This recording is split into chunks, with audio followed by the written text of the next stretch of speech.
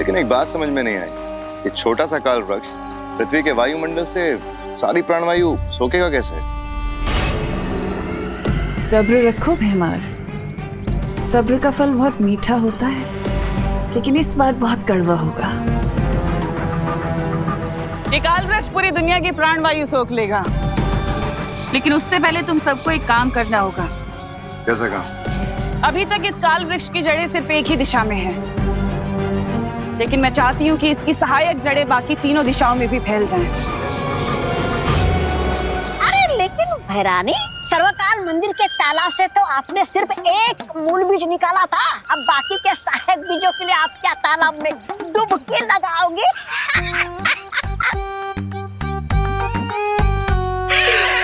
डुबकी लगाओगे? ऐसा मैं नहीं कह रहा हूँ कालुक।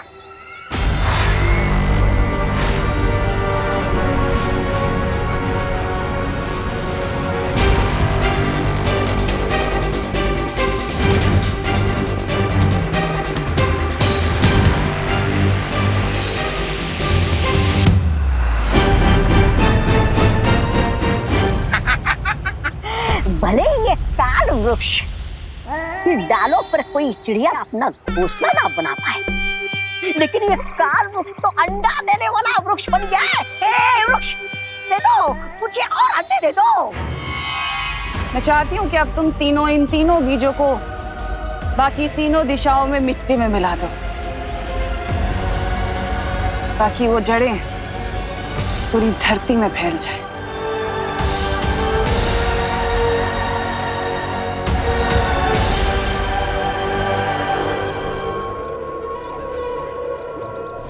भगवान, देखो पता है आज तो मैंने बहुत ही अच्छा काम किया है। दीदी, आप कौन से दिन बुरा काम करते हो?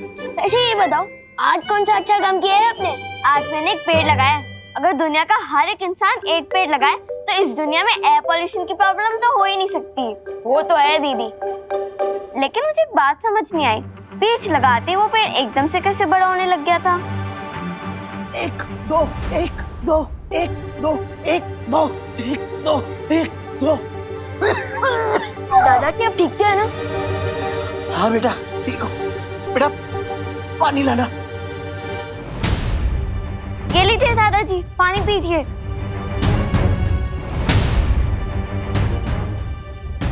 आराम से दादाजी। अब थोड़ा अच्छा लग रहा है बेटा। बेटा, जब पुरानी कार को तेजी से चलाओ ना तो इंजन से आवाज आती रहती है। बस वही मेरे साथ हो रहा है बेटा। पुरानी कार और आप दादाजी, आप तो अभी भी रेसिंग कार है। मैं थोड़ा अनुलोम विलोम कर लूंगा ना, ठीक हो जाएगा।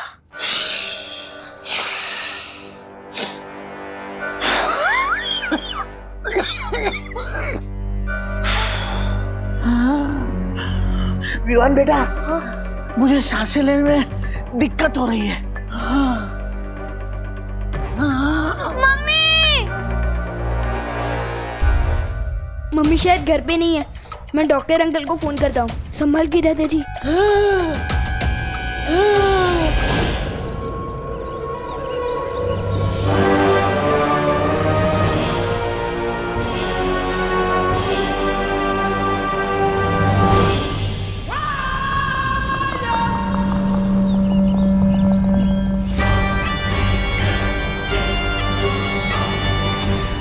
लगता है यही है निशाचर पक्षी। इससे पहले कि ये पक्षी मां के हाथ लग जाए, मुझे इसे पकड़ना होगा।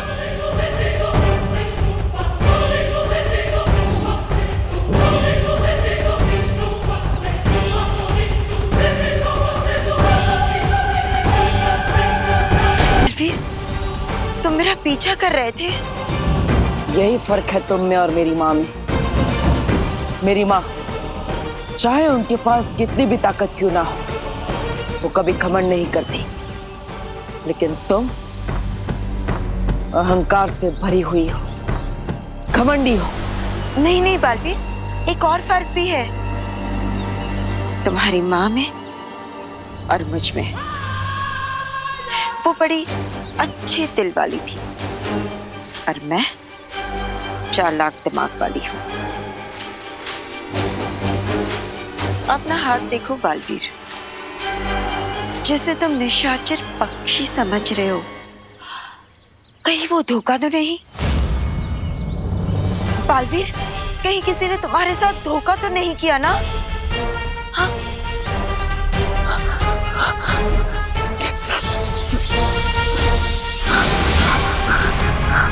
क्या हुआ? गलत पक्षी हाथ आ गया?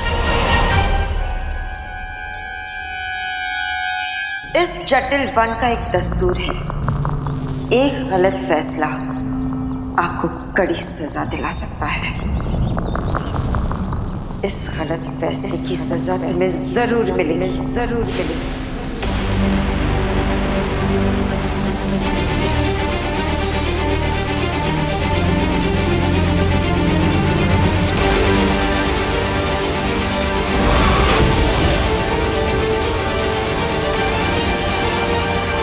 नहीं, माँ!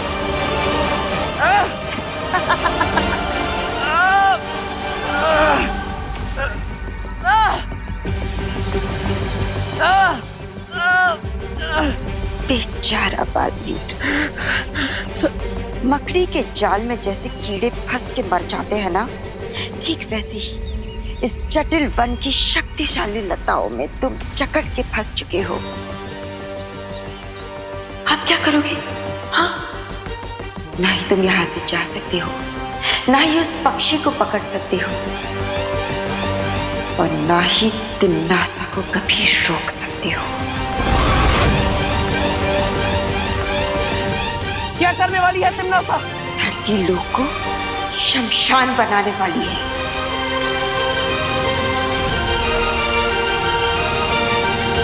अब तुम क्या करोगे बालवीर? और मैं जा रही हूं उस निशाचर पक्षी को पकड़ने।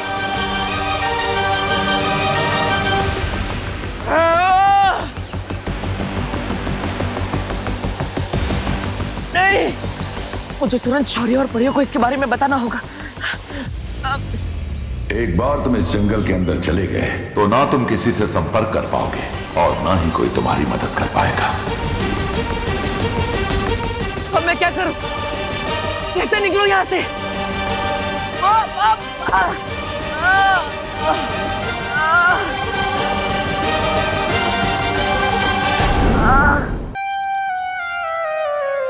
हेलो बच्चों,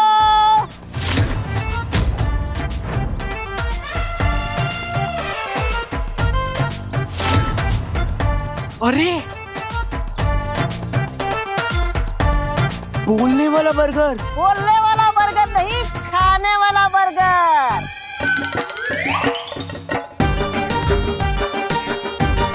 बोल तो मैं रहा हूँ, खाना चाहोगे ये बर्गर? वैसे तो मम्मी ने कहा है किसी भी अनजान लोगों से खाने पीने की चीज नहीं लेनी चाहिए है? लेकिन चिंटी, इसी चक्कर में कितनी सारी चीजें रोज वेस्ट हो जाती है। चॉकलेट, टॉफी, हाँ, पिज्जा, और हमें खाना वेस्ट करना बिल्कुल पसंद नहीं। वाह वाह, कितने नेक बच्चे हो तुम दोनों। आओ आओ, इस बर्गर को वेस्ट होने से बचा लो और इसे खाकर पचा लो। आओ आओ। रुको रुको भैया, क्या हुआ? आप हमसे खाने के बाद पैसे तो नहीं मांगोगे ना? नहीं नहीं, ये बिल्कुल फ्री है। फ्री? हाँ, तुम दोनों के लिए है। आओ आओ आओ, लेकिन इससे पहले तुम्हें मेरा एक नेक काम करना होगा। कैसा नेक काम? जरा जरा इसे पकड़ना तो आराम से। नेक काम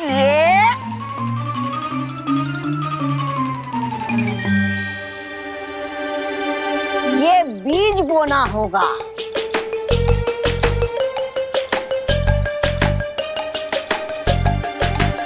बीज बोना होगा? हाँ, आओ आओ, मेरे पीछे आओ। आओ।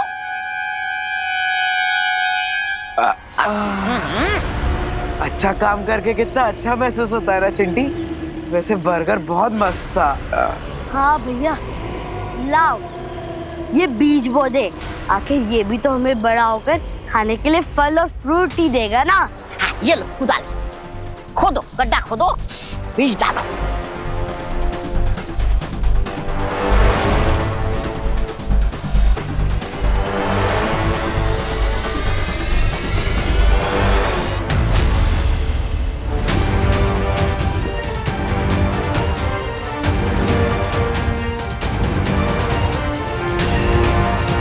Thank you.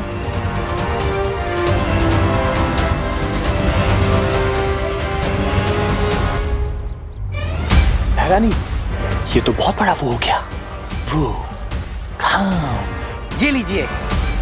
हाँ, हो गया। शाबाश।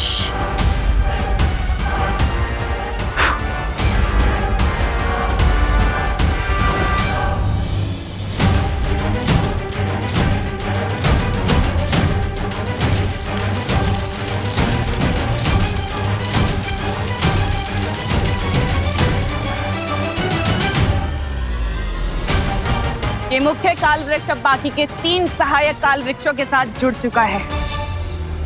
इस वायुमंडल में अब एक कतरा भी प्राणवायु का नहीं बचेगा।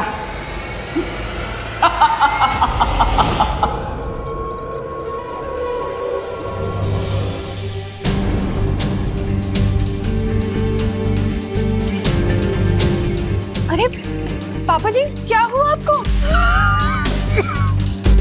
लगता है अब इन्हें अस्थमा की शिकायत शुरू हो रही है।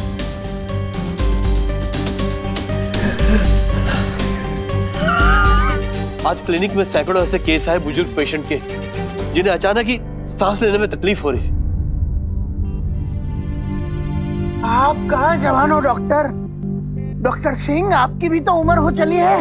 एक ही दिन में सैकड़ों केस। दादाजी संभल के। मुझे भी सांस लेने में प्रॉब्लम हो रही है, पता नहीं क्यों। डॉक्टर साहब, आप दोनों आराम कीजिए, मैं पानी लाती हूँ। ला रही हूँ पानी। और इसका कारण है लगातार कटते हुए पेड़। हमें उन आंटी को ढूंढकर और बीज लगाने चाहिए। अब किस आंटी की बात करी हो दीदी? अरे वही आंटी जिनके साथ मिलकर मैंने हवा को साफ करने वाला बीज बोया था। अब कमाल की बात तो ये है कि एक ही मिनट में वो बीज पौधा बन गया था। दीदी, आप किस आंटी की बात कर रही हो? मम्मी की कोई दोस्त थी और उनके साथ एक छोटा लड़का भी था, बहुत ही मजाकिया किस्म का था। कहीं वो दोनों दमनाश और तौबा तौबा तो नहीं थी? दीदी, आपने वो बीज कहाँ लगाया था? ग्रीन गार्डन में। क्यों? अरे विवान, क्या वो बता तो सही।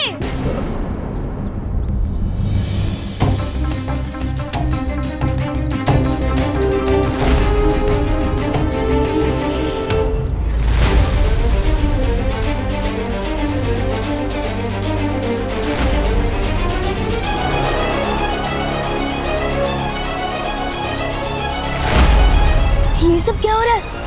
इन सबको सांस लेने में तकलीफ क्यों हो रही है? कहीं दमनाशा ने हवा में कोई जहर तो नहीं मिला दिया? मुझे परी और पार्टनर से मिलना चाहिए। मैं हार नहीं मान सकता। मुझे जल्दी इस निशाचर पक्षी को ढूंढना होगा। पता नहीं इतना सब क्या करने वाली है।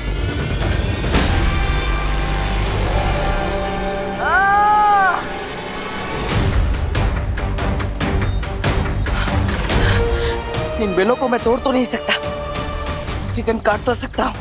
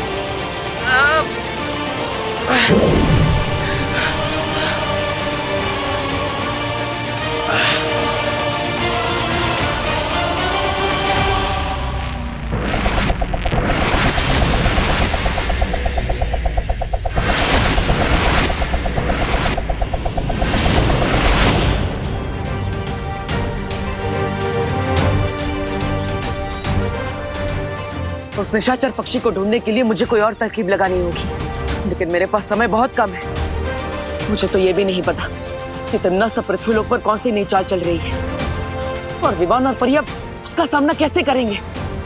हवा में जहर नहीं मिलाया तिम्नासा ने, लेकिन हवा में प्राण वायु की मात्रा बहुत तेजी से कम होती जा रही है विवान। मुझे लगता है कि ये सब उस बीज की वजह से हो रहा है जो तिम्नासा ने दीदी को ग्रीन गार्डन में लगाने दिया था। बीज? कौन सा बीज विवान? दीदी बता रही थी कि कुछ ही मिनट में उस बीज से पौधा निकल आया था। फिर तो हमें तुरंत जाकर उस बीज को देखना चाहिए। हाँ, हमें देरी नहीं करनी चाहिए। विवान तुम चलो हमारे साथ। हाँ।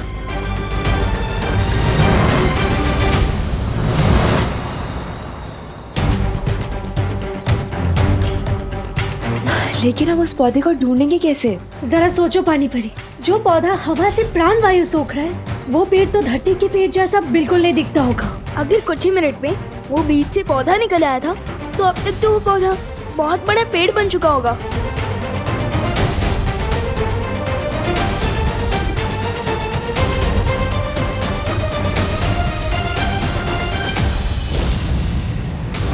विवान ये एक पेड़ नहीं, ऐसे बहुत सारे पेड़ है यहाँ। और ये देखो, और ये सारे पेड़ बाकी पेड़ों से एकदम अलग है।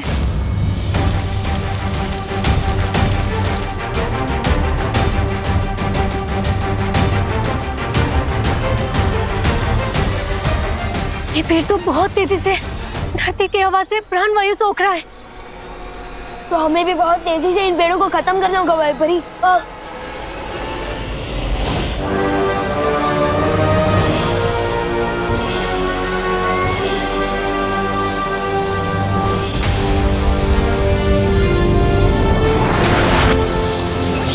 यस। भैरानी, नन्ही उंगली की कसम, कहीं ये लोग हमारे हरे भरे बगीचे को वो तो नहीं कर देंगे तबाह? वैसे तो इन पेड़ों को नुकसान पहुंचाना अच्छी बात नहीं होती, लेकिन पेड़ अगर बदतमीज हो, जो ऑक्सीजन देने की बजाय ले ले, तो इन्हें नष्ट करना ही अच्छा है।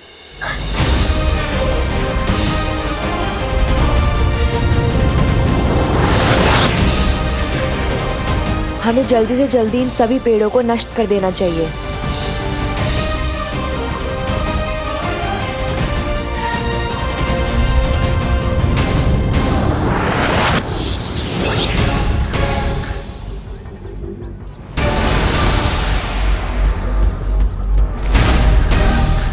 परियों, क्या हुआ विवान? वो देखो, न जाने तिम्नासा ने कौन सी खाद देकर इन पेड़ों को बड़ा किया जो इतने हमलों के बाद भी ये अभी तक जिंदा है। ये सिर्फ जिंदा ही नहीं, ये तो बहुत तेजी से बढ़ रहे हैं।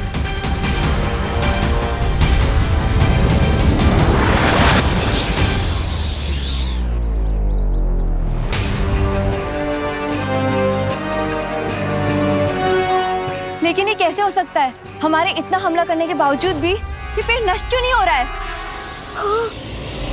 ये काल वृक्ष धरती पर पाए जाने वाली अमर बेल की तरह बहुत जिद्दी है। इसकी एक जड़ काटोगे तो बाकी और 4 पैदा होंगे। और बेचारा महावीर तो कुछ कर ही नहीं सकता, क्योंकि उसे तो महारानी ने जटिल वन में कैद करके रखा है।